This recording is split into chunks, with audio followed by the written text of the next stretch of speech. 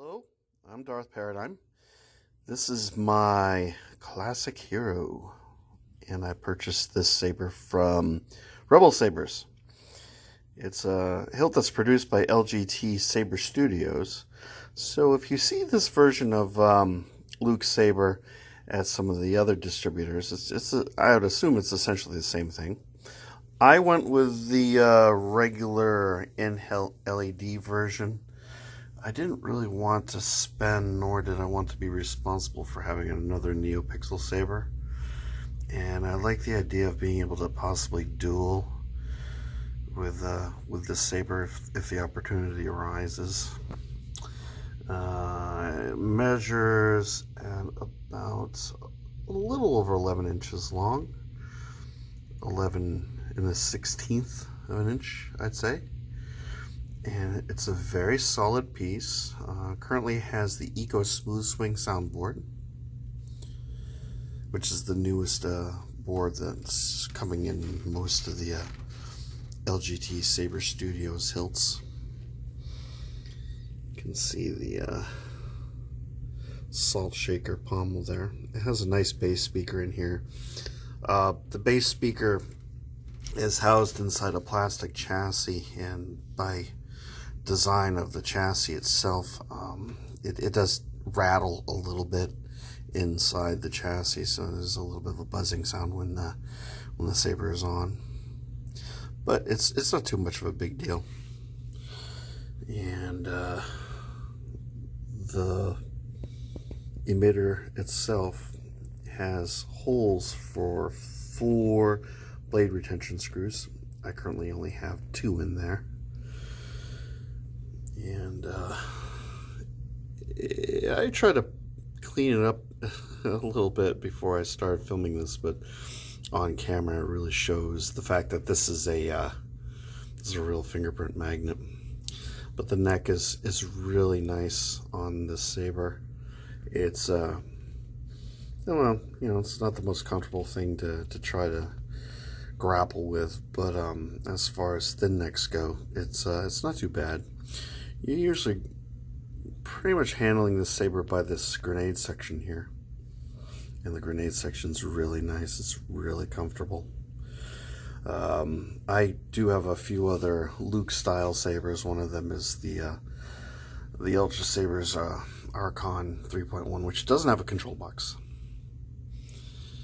And it's not really that accurate. And then I also have a Saber Forge Prodigal Son. And the Saber Forge Prodigal Son is really extremely accurate.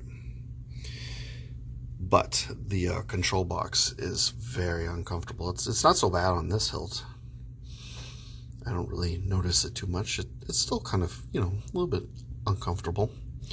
You can see that the control box has the little lever. The lever is just sort of an aesthetic choice.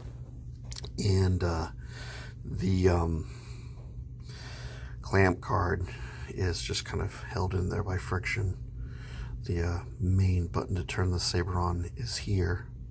There's no recharge port under here, and when I do a cutaway I'll show you where the recharge port is located. But there are some accessories that came with the hilt. It came with a nice stand, nice acrylic stand. They threw in a gorgeous blade plug, and you also have an alternate clamp card, which I will also show in a cutaway what the saber looks like with that clamp card in there. And there's the gorgeous blade plug. Getting back to the saber, so you can see these lines. This is the one thing that I did. Look how shiny and mirrored the finish is. These lines right here, they kind of look like the lines that you would find on a Graflex, but they are not. Those were actually caused by the V-ring here. When it's here, it's over here. It makes contact with the surface, and if you remove the pommel, it scratches up the surface. And I didn't know that until it was too late. So it's always important to keep this all the way here. just if you purchase one of these, just be aware of that, because otherwise you'll get this unsightly mess. Doesn't really bother me too much. I've learned to live with it, but you might want to be aware of that. And again, there's the pommel with the cubes. And I'm going to cut away and show you the other side of the saber with the other clamp card inserted. Here's what it looks like with the alternate clamp card inserted. And gives you a nice view of the lever there.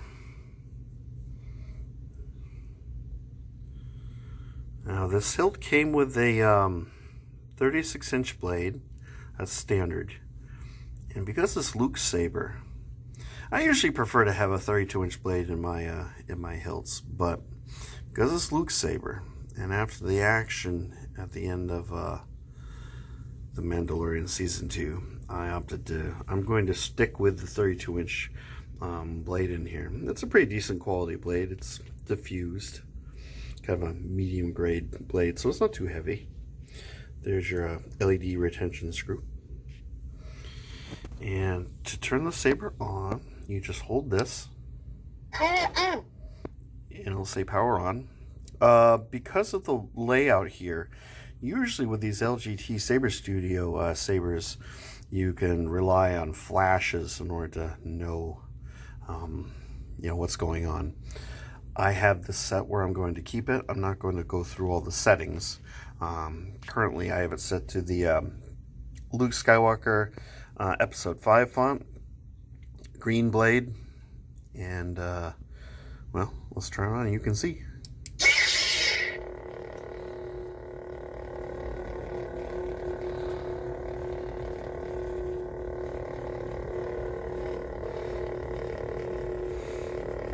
I'll do a nighttime performance just to give you guys an idea of how bright it is and how it looks, and hopefully appeal to everybody.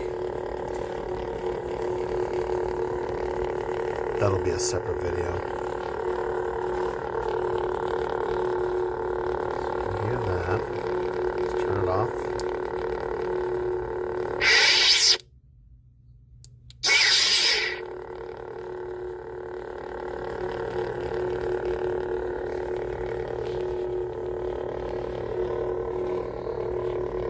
And to turn the saber off,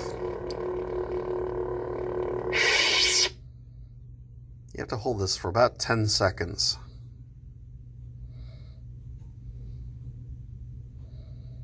Or as long as you feel. There we go. And now the saber is off. So let me show you what the inside of the saber looks like with the pommel removed. Okay, so here's our chassis. And the recharge port is right there. So it's a really nice position for the recharge port. There's your bass speaker, and the bass speaker is recessed. You see how it's kind of in the chassis? Well, this plastic does, like I said, it rattles around, it buzzes a bit, so the speaker's just sort of free floating in there. So you have to get used to that. It's not too bad, but that allows you to connect the charging cable, plug it into a device, or if you have an adapter, you can plug it into an outlet. It illuminates down here, indicating that charging is occurring. And when you start charging it, it says charging. And when it is completed, it says ready. And you can see where the speakers plug in. And I've decided, I think what I'm going to do is I'm going to swing this around a bit. It occurred to me it's dark enough that I can kind of take care of everything, I think, in one fell swoop. And I'll be holding the camera, so I'm not going to be going with a wild abandon. Plus, I have a 36-inch blade installed, and well, the ceiling. I have to watch out for the ceiling. So that is coming next. Turn off all the lights because I need to be able to navigate some. But when you're handling the saber, it's probably best to handle it here around the grenade section, leaving your palm and your fingers to kind of wrap around this clamp card section a bit, and you can easily turn it on. The clamp guard, like I said, is held in with friction, so that will tend to move around a bit on you.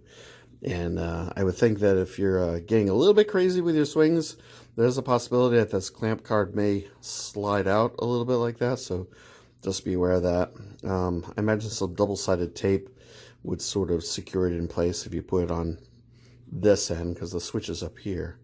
But it would have to be thick double-sided tape, you know, something that's padded. Otherwise, I don't know if it would work very well. But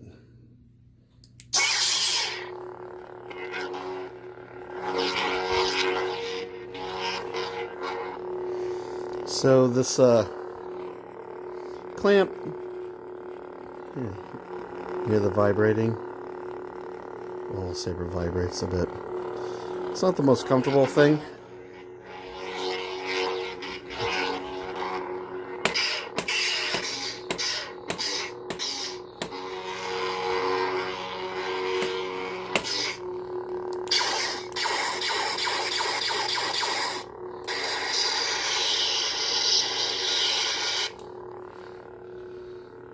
As I was saying, it's not the most comfortable thing, but you can circumnavigate it pretty easily. I wouldn't say that this saber is really meant to be much more than a shelf queen, but solid enough that if you were so inclined as to deal with the discomfort, I think you could deal with it.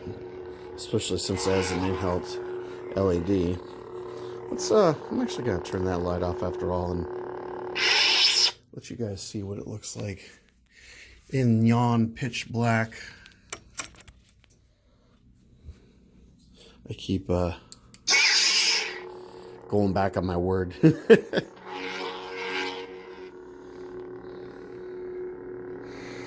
This is the greenest that the RGBW LEDs on this thing can muster.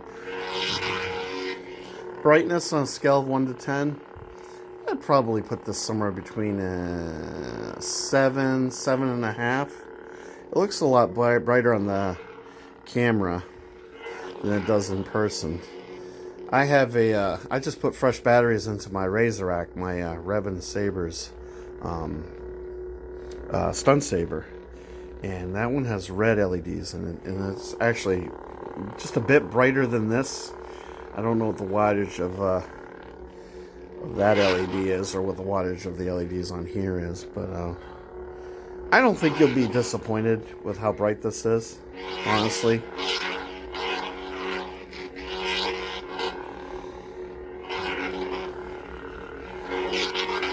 And of course, the saber comes with the requisite Eco Smooth Swing soundboard features. It has high, low volume, mutes, stable blade, unstable blade, pulse.